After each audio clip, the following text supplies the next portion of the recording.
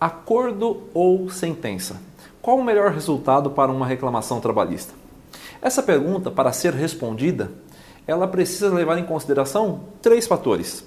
O empresário precisa, primeiro, analisar o risco da reclamação trabalhista, porque existem diversos pedidos na petição inicial, alguns deles que são devidos. Você analisa o direito, por exemplo, demitiu sem justa causa e não pagou o aviso prévio. É uma verba devida, é um valor devido. Existem valores ali na petição inicial que são prováveis. A exemplo da hora extra, que o reclamante pode alegar que cumpriu uma jornada, porém compete a ele produzir a prova do cumprimento daquela jornada para só então ter direito daqueles valores pedidos. E existem pedidos que são absolutamente improváveis, onde o reclamante pede coisas que não serão deferidas em hipótese alguma. Pois bem, da análise desse risco da reclamação trabalhista, você tem que quantificar quanto em números reais é devido, quanto em números reais é improvável e quanto em números reais é provável. Logo, um eventual acordo deve se basear nesses números e qualquer acordo abaixo do que é devido, descontado INSS e imposto de renda, pode ser uma boa solução para esta reclamação, desde que seja parcelada.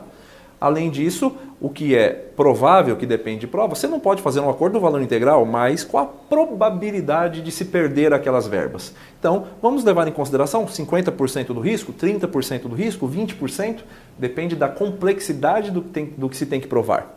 Fora esse fator da análise de risco, o empresário também tem que fazer uma análise das consequências de um eventual acordo. Por quê? Imaginemos que a empresa demitiu um grande número de colaboradores que todos exerciam a mesma função, a mesma realidade. E um deles entra com uma reclamação trabalhista logo após, pedindo um adicional qualquer.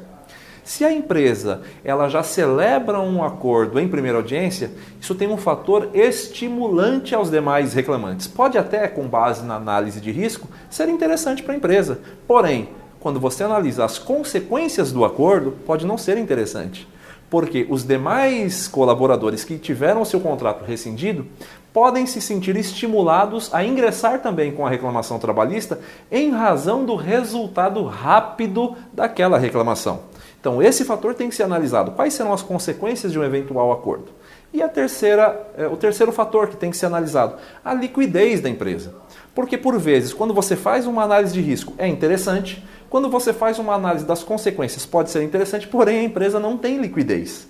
E daí, não adianta celebrar um acordo, porque você vai antecipar a execução daquela dívida se você não cumprir o acordo, podendo ter suas contas penhoradas, bloqueio de faturamento, bens móveis e imóveis, a exemplo disso, penhorados. Então, para saber se é importante fazer um acordo, se é interessante celebrar um acordo ou esperar a sentença, 3 fatores têm que ser analisados: o risco da ação, as consequências dessa ação e se a empresa tem liquidez. E compete ao empresário buscar esta informação. Logo, por meio de um advogado especialista na área, ele poderá ter estas dúvidas sanadas e encontrar a melhor solução para o seu problema.